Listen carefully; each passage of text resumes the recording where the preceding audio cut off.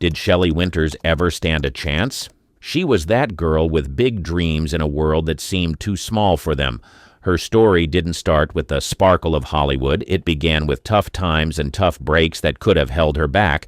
But she made it. She reached Hollywood, where dreams are supposed to come true. Yet for Shelley, that was just the start.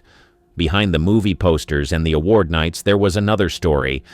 Let's rewind to the beginning, before the fame that came with a price, before the battles with her own success. This is the true story of Shelley Winters, a tale that goes beyond the cameras and captures the real fight of a star who had to earn her place in the sky again and again. Early rise of a star. The year was 1920. In the bustling streets of East St. Louis, a little girl named Shirley Shrift came into the world on a warm August day. You might know her better as Shelley Winters, a name that would echo through the halls of Hollywood for years to come. Now, make no mistake, Shirley's childhood wasn't all glitz and glamour. In fact, she grew up during the tough times of the Great Depression. Born into a Jewish family, she learned early on the value of hard work and determination. But this is where the story takes a rather interesting turn. Unlike the rest of her family, who just wanted to work and earn and perhaps build a business, Shirley had dreams that reached beyond the economic struggles of the era. She wanted to dance. She pictured herself twirling and leaping, a young girl with stars in her eyes, dreaming of a life filled with rhythm and grace. But as lofty as her dreams were, her reality was far from allowing this to be possible. And to make it worse, life threw some curveballs her way. She sustained a terrible leg injury as a child, and there went her dance dreams. One thing was for sure from then: she had to change the course of her career. Little did she know that it would be the most significant move of her life, and the curveball was just a disguised opportunity. So instead of nursing her dancing dreams or licking her wounds because of her injury, she found her way to the bright lights of Broadway in the late 1930s. It didn't take long for the spotlight to find Shirley, and not long after, while others found Hollywood, in Shelley's case, Hollywood found her.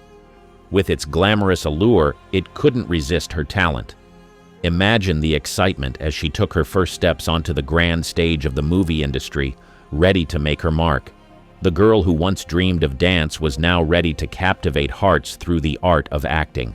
So there she was, the small-town girl with a big dream, entering the dazzling world of Hollywood, where her journey was just about to unfold. But again, life stood by with another handful of curveballs. The pages of her story would be filled with highs, lows, and everything in between. First steps in Hollywood. It wasn't until the year 1943 that Shelley Winters made her film debut, appearing in the movie What a Woman. And apparently, that was the opportunity she had been looking for to show her skills to the world, because after the movie and a stellar performance, she embarked on a journey through Hollywood, taking on various supporting roles in different films. However, all these films were small projects which did give her a little recognition, but she wanted more. She wanted to be a sensation and one of the greats, and it eventually happened. Shelley's breakthrough moment came with the film A Double Life in 1947.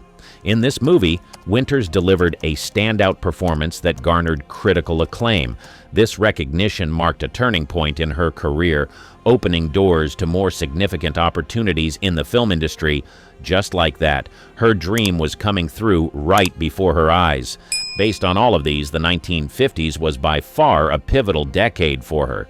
She began to get better roles in bigger films, and with it came even more recognition than she knew how to handle.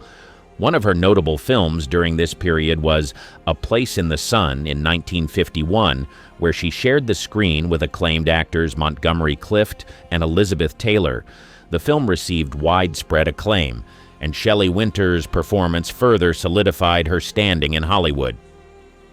Adjusting to Hollywood. Now that she had become a bit more mainstream once again, she began to want more. At first, Shelley Winters burst onto the scene as a blonde bombshell, but she wasn't one to settle for the glamorous label Hollywood tried to slap on her. She got tired of the limitations that came with that stereotype, so she decided to shake things up. Legend has it that Shelley, determined to break free from the blonde bombshell typecasting, washed off her makeup to audition for the role of Alice Tripp. Now, Alice wasn't your typical Hollywood leading lady. She was the factory girl in A Place in the Sun, a film directed by the one and only George Stevens, a true American classic. The audacious move paid off, and Shelley found herself in a landmark American film. But here's the twist. The general public had no clue about the serious craftswoman lurking beneath the glamorous exterior. Sure, she was in demand as a character actress, but Shelley was no stranger to hard work. While the world saw her on the silver screen, she was behind the scenes, honing her craft. From soaking up Shakespeare in Charles Laughton's classes to being both a student and a teacher at the Actors Studio, Shelley was on a relentless pursuit of perfection.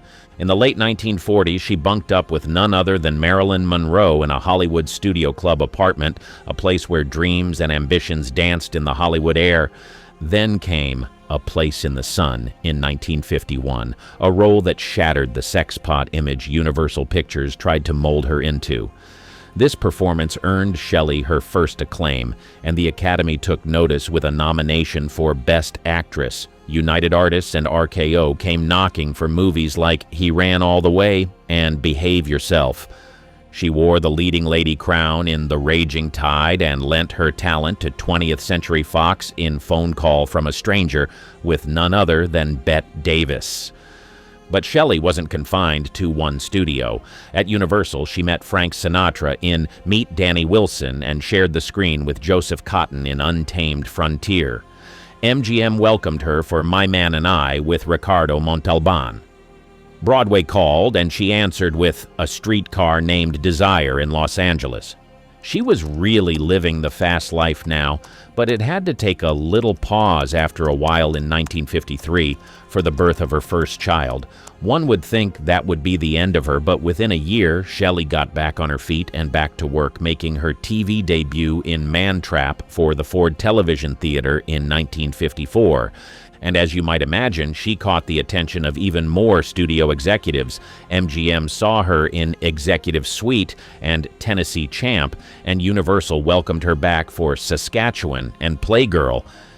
Soon enough, she found herself Europe-bound for Mambo. Now this is where it gets more interesting. To her and everyone else that knew about her trip, Shelley was just traveling for work. There was nothing else attached. But little did she know that this trip to Europe would change her life forever.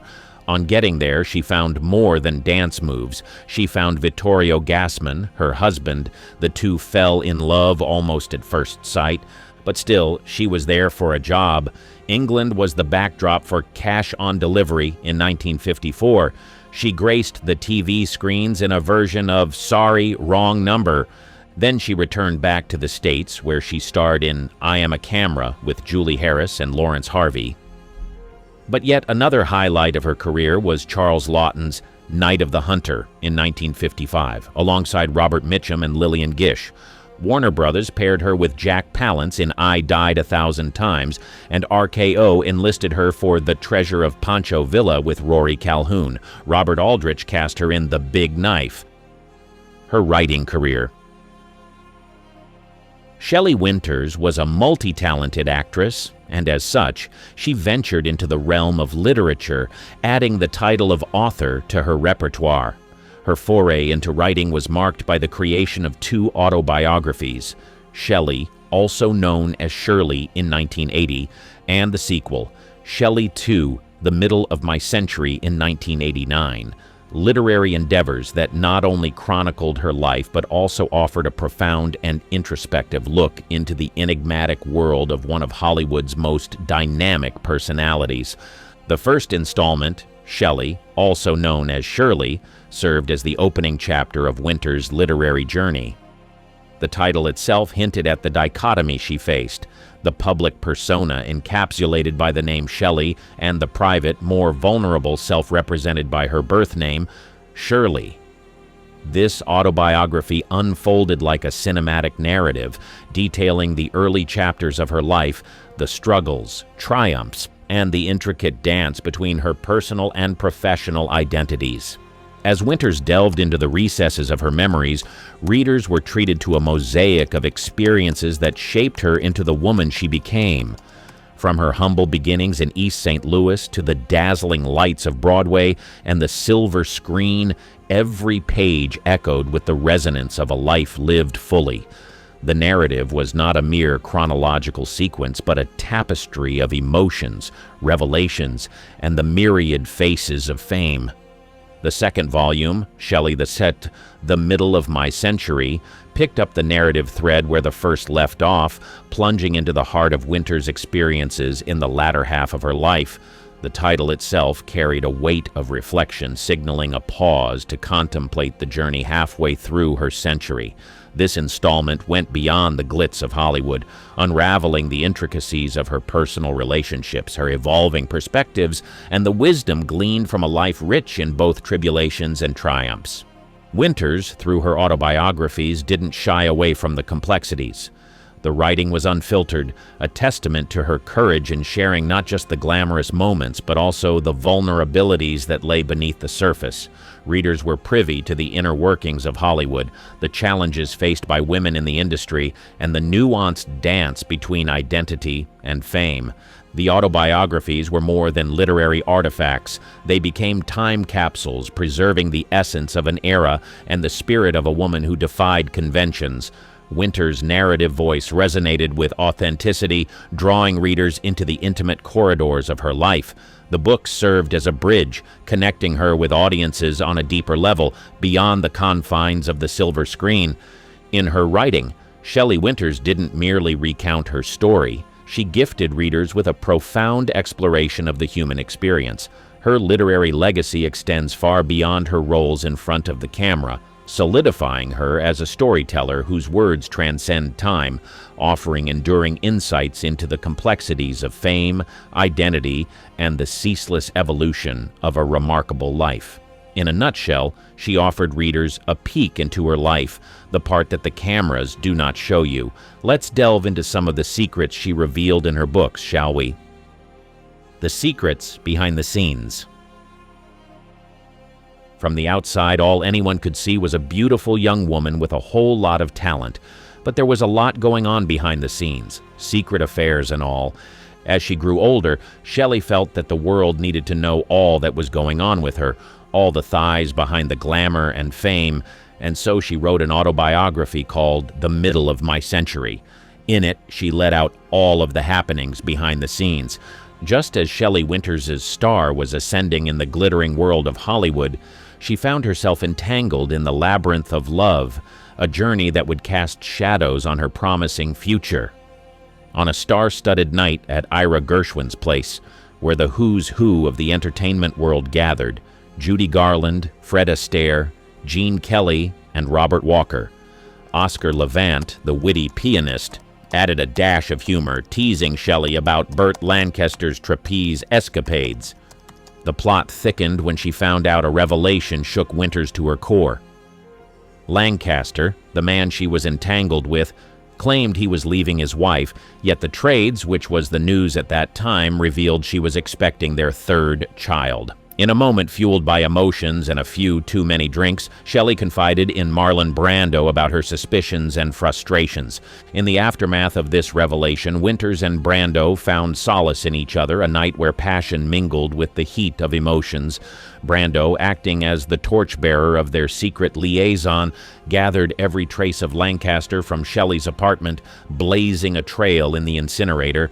The night took a dramatic turn when Lancaster, unaware of the turmoil unfolding, pounded on Winters' door. Meanwhile, Brando, like a shadow in the night, made a swift escape up the roof. The chaotic events triggered a nervous breakdown, landing Winters in Cedars-Sinai, a temporary sanctuary from the storm that had swept through her life. Reflecting on the tumultuous affair with Burt Lancaster, Shelley Winters penned a wry note, acknowledging that if her words had painted a picture of backstreet agony, it wasn't far from the truth. Love, betrayal, and Hollywood glamour collided in a tale that would become just another chapter in the complex and captivating narrative of Shelley Winters' life. But there is more. Hollywood set turned battleground. Shelley Winters was a lady who didn't shy away from a good argument, and she tells the tales of these lively disagreements with a gusto that makes you feel like you're right there with her. Imagine meeting your match in a squabble. Frank Sinatra was that for Shelley. So here's the scene. Hollywood, 1952, and Shelley and Sinatra find themselves working together on Meet Danny Wilson. Now Sinatra was in the middle of a tough time with his love life, all caught up with Ava Gardner. The set turned into a battleground, especially at Burbank Airport. Late at night, when most of us are winding down, Shelley and Sinatra were throwing words at each other like there was no tomorrow. The names they called each other were far from friendly, ranging from bow-legged bitch of Brooklyn blonde to skinny, no-talent, stupid Hoboken bastard. Things got so intense that at around 3 in the morning, Shelley let out a scream that could wake up the whole neighborhood, and rumor has it, she even threw a punch.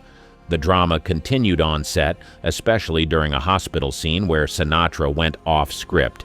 He said some pretty mean things, like threatening to pull Shelley's hair out.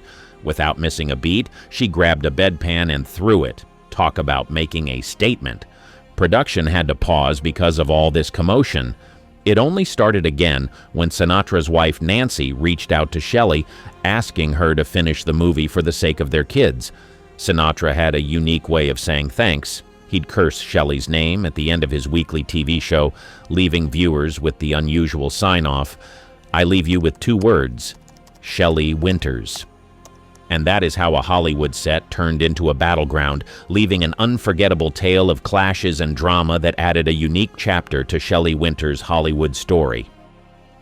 Shelley's grapple with love. Shelley Winters, the Hollywood icon, had quite a journey when it came to love, walking down the aisle 4 times. Let's take a closer look at the chapters of her marital story. First, there was Captain Mac Paul Mayer. They said their vows on December 29, 1943 in Brooklyn. Unfortunately, the Hollywood lifestyle was too much for Captain Mayer, who sought a more traditional homemaker for a wife. The marriage came to an end in October 1948, but interestingly, Shelley continued to wear his wedding ring until the end, keeping their relationship hush-hush. Next up was Vittorio Gassman. The wedding bells chimed on April 28, 1952 in Juarez, Mexico. However, this union saw its last days on June 2, 1954. They shared the joy of parenthood, welcoming their daughter Vittoria on February 14, 1953. Vittoria, now a practicing physician, holds the distinction of being Shelley's only child. Anthony Franciosa entered the picture, and they exchanged vows on May 4, 1957. Alas, this marriage concluded on November 18, 1960. Jerry DeFord took the spotlight as Shelley's 4th husband with a wedding on January 13, 2006. The love story with DeFord spanned 19 years, and they decided to seal the deal just hours before Shelley bid her final farewell. Despite her daughter's objections, Sally Kirkland, the actress and minister, officiated the bedside ceremony. Kirkland also performed non-denominational last rites for Winters. Shelley's romantic connections weren't confined to marriage certificates. Her much-talked-about romance with Farley Granger evolved into a lasting friendship, according to their autobiographies. Together, they graced the screen in the 1951 film Behave Yourself and a 1957 TV production of A.J. Cronin's novel Beyond This Place. Beyond matters of the heart, Shelley was politically engaged. A proud Democrat, she attended the 1960 Democratic National Convention. In 1965, she stood with the Selma Marchers on the eve of their historic march into the state capitol in Montgomery, Alabama. Shelley's social circles extended to the world of music, where she befriended rock singer Janis Joplin. In an intriguing twist, she even invited Joplin to attend an acting class at the Actors Studio in Los Angeles, a meeting that never materialized. In love and life, Shelley Winters' journey was a tapestry of relationships, activism, and unique connections that went beyond the silver screen. Her personal struggles. Shelley Winters, despite her outward projection of confidence on the silver screen, grappled with profound personal struggles that went beyond the glamorous facade of Hollywood. These struggles were intricately woven into the fabric of her life, touching upon issues of weight and self-esteem, which she courageously laid bare in her autobiography, offering readers an unfiltered glimpse into the complex layers of her being. One of the most poignant battles Winters faced was her ongoing struggle with weight. In an industry that often placed immense pressure on actresses to conform to certain physical standards, Winters found herself navigating the challenging terrain of body image. The relentless scrutiny and expectations took a toll on her mental and emotional well-being as she confronted societal norms and the industry's perception of beauty. Winters, in a departure from the usual reticence of Hollywood stars, chose to address her weight struggles candidly. Her autobiography became a platform for a raw and honest conversation about body image issues in an era when such discussions were often relegated to the shadows. By opening up about her own challenges, Winters became an unwitting pioneer, contributing to the larger conversation surrounding body positivity and self-acceptance. Beyond the physical, Winters grappled with issues of self-esteem. Despite her undeniable talent and success, she harbored internal battles that spoke to the universal human experience of self-doubt. In an industry where validation often comes from external sources, Winters' introspective exploration of her self-worth resonated with many who admired her on-screen prowess. The juxtaposition of her public persona, strong, charismatic, and confident, with her private struggles painted a poignant portrait of the duality that exists within individuals, even those living in the spotlight. Winters' willingness to confront these personal demons head-on not only endeared her to fans but also humanized her in a way that transcended the glitz and glamour of Hollywood. In the pages of her autobiography, Winters didn't just narrate her struggles. She provided a roadmap for resilience and self-acceptance. Her words became a source of solace for those grappling with similar challenges, fostering a sense of camaraderie and understanding. Winters' legacy extends beyond her cinematic achievements. It encompasses her bravery in confronting societal expectations and embracing her authentic self. In the annals of Hollywood history, Shelley Winters' openness about her personal battles serves as a testament to the power of vulnerability and the enduring impact one individual's honesty can have on shaping conversations around mental and emotional well-being. Her deathbed marriage. Jerry Deford and Shelley Winters shared a profound connection as longtime companions before deciding to formalize their relationship in marriage. Their enduring bond had spanned 19 years, characterized by deep emotional closeness. Jerry, who identified as gay, maintained a chaste relationship with Shelley, whom he regarded as his soulmate. Their decision to marry came at a poignant moment when Shelley Winters was facing a terminal illness. Despite Jerry's sexual orientation, their union was a testament to the unique and meaningful connection they shared. The wedding ceremony took place on January 13, 2006, just hours before Shelley Winters passed away on January 14, 2006. Tragically, their marital bliss lasted only a day before Shelley's demise. The marriage stirred controversy, particularly from Shelley Winters' daughter, Victoria Gassman, who objected to the union. Despite the familial discord, the wedding was solemnized by Sally Kirkland, a dear friend of Shelley Winters and a fellow actress.